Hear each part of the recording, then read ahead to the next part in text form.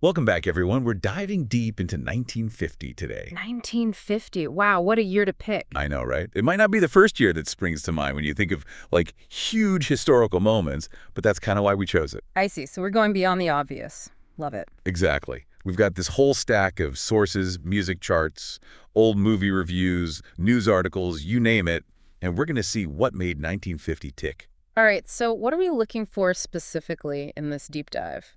Well, we want to uncover those under-the-radar things that made 1950 important, those seeds of change that maybe didn't fully bloom until later. Ah, so it's like a before they were famouses kind of thing, looking at the moments before the big breakthroughs. You got it. Plus, we'll tie it all back to what was happening in the wider world. Politics, technology, global events, the whole shebang. Sounds fascinating. Let's jump in. Okay, so picture this. The #1 song in 1950, Goodnight Irene. This super mellow, almost lullaby-like tune. And get this, at the same time, the Korean War breaks out in June of that year. Talk about a contrast. Whoa. Yeah, that's it's like two completely different worlds happening at once. On one hand, you have this peaceful lullaby topping the charts, and on the other, there's this massive international conflict erupting. It really makes you think, right? Was Goodnight Irene a way for people to escape the anxiety of the war? A longing for simpler times? It's hard to say for sure, but it definitely raises questions about how entertainment and current events intertwine, especially during times of uncertainty. Was it escapism, or was there something more to it? Definitely something to keep in mind as we dig through all this stuff. Absolutely. It adds a whole other layer to the music. All right, so we've got this backdrop of global conflict. But 1950 is also the year we see the very, very beginnings of rock and roll. Early Fats Domino, Chuck Berry, those pioneers. Oh, wow. So we're talking pre-Elvis, before rock and roll took over the world. Exactly. It's like a sneak peek into those early days, before it became the cultural phenomenon. I bet most folks don't realize how early those guys were on the scene. Right. It makes you appreciate how much they influenced everything that came after. And speaking of things that had a huge impact, 1950 was also the year Peanuts debuted. The very first comic strip, can you believe it? No way. So we're talking the birth of Charlie Brown and Snoopy. The whole gang. Imagine a world without them. It's mind-boggling. Schulz really created something timeless with those characters. It's like he tapped into some universal human experience. And it all started in 1950. Crazy, right?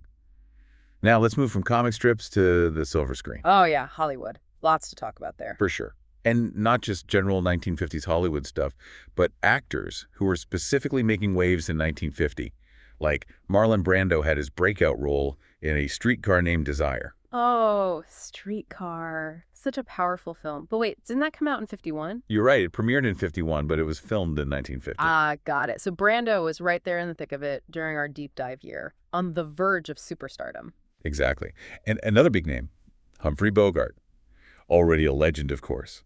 But he won his only Oscar in 1951 for The African Queen. And guess when that was filmed? 1950. Bingo. Career peak happening right as our focus year is unfolding. It's crazy how all these pieces are falling into place. It really is. It's like 1950 was this breeding ground for future icons. And what's even more fascinating is who's not on the scene yet? Like who? James Dean, for one.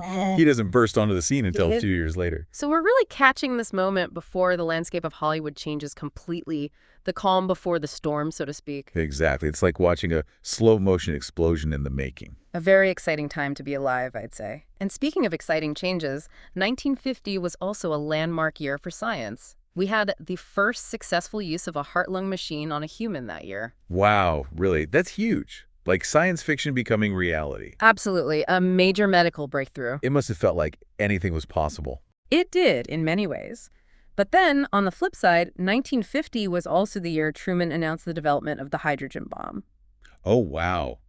Talk about a reality check. It really highlights that duality, right? The potential for progress and for destruction, all happening at the same time. It's almost overwhelming, all the stuff that was happening. And as if all that wasn't enough, 1950 also saw the beginning of coast-to-coast TV broadcasting. Wait, really? So that's when television went national? You got it. It might seem like a small thing now, but back then, revolutionary.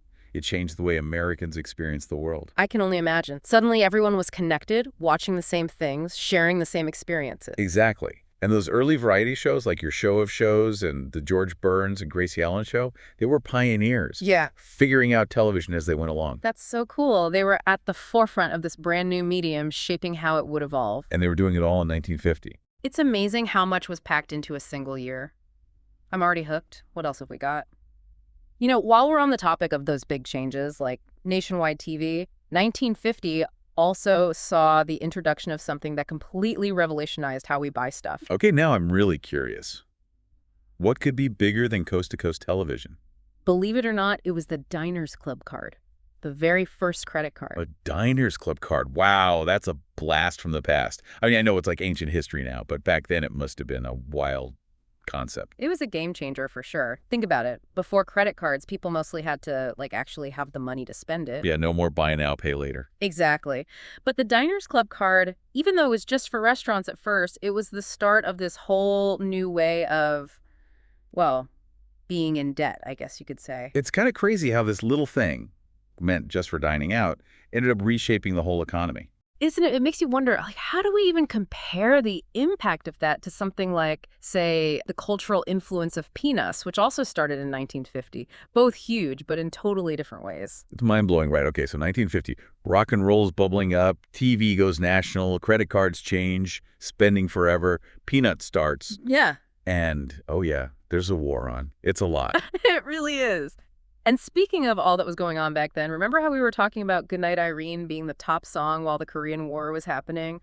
Well, another mega hit that year was Mona Lisa by Nat King Cole. Oh, Mona Lisa, yeah, classic. Such a smooth, romantic vibe. Right, but it's weird to think about it side by side with all that other stuff going on at the same time. Total juxtaposition. Yeah. Love song versus global conflict and, like, the future of technology all happening at once. Exactly. It's just another layer to how complex 1950 really was. It wasn't just one feeling or one event.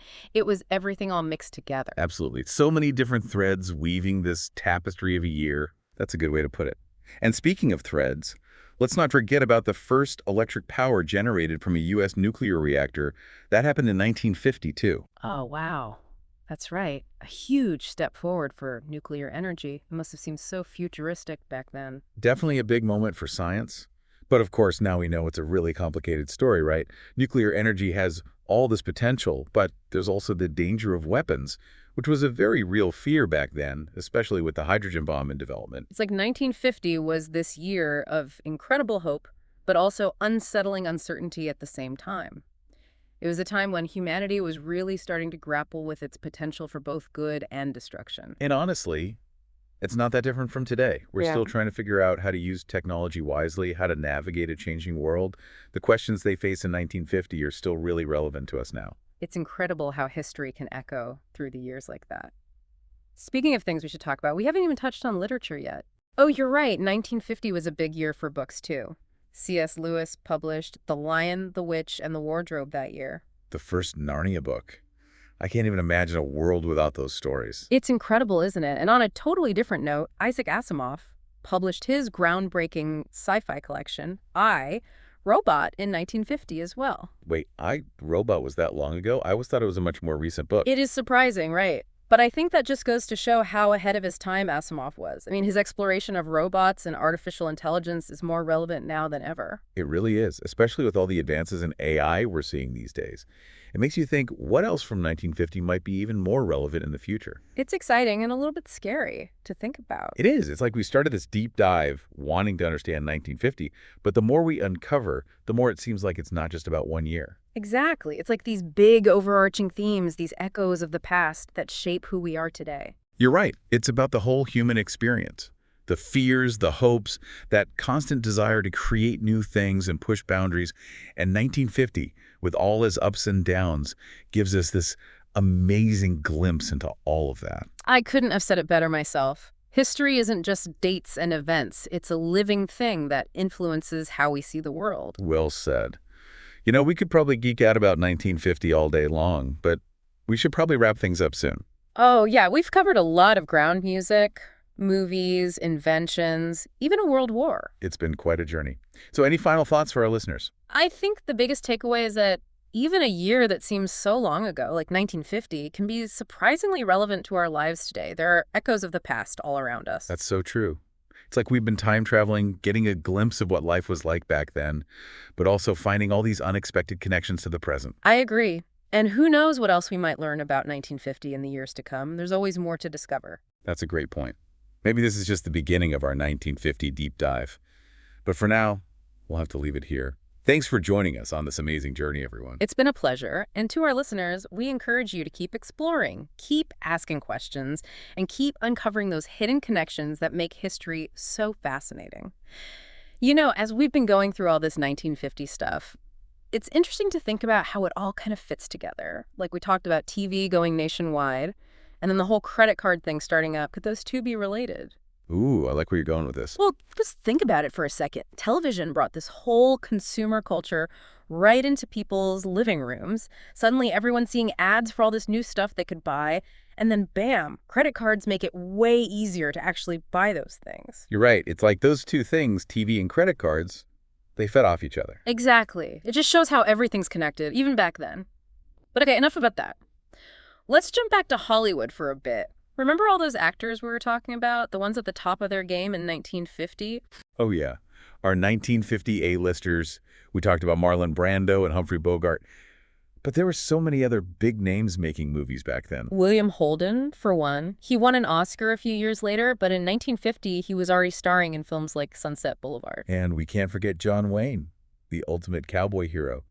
Already a superstar in 1950. It's wild how all these actors, even though they were so different, they all kind of represented this post-war masculinity thing, that tough guy image that really resonated with audiences back then. Maybe it was just what people needed after the war, that sense of strength and resilience. Makes sense. And, while we're on the topic of Hollywood icons, we can't forget about all the amazing women who were starring in films back then. Absolutely. What would the 1950s be without Audrey Hepburn, Marilyn Monroe, Grace Kelly? Oh, yeah, them. But it's funny, those iconic roles we think of with those actresses. Hepburn in Roman Holiday, Monroe in Gentlemen Prefer Blondes, Kelly in Rear Window, those all came a bit later. So they were all still kind of working their way up in 1950.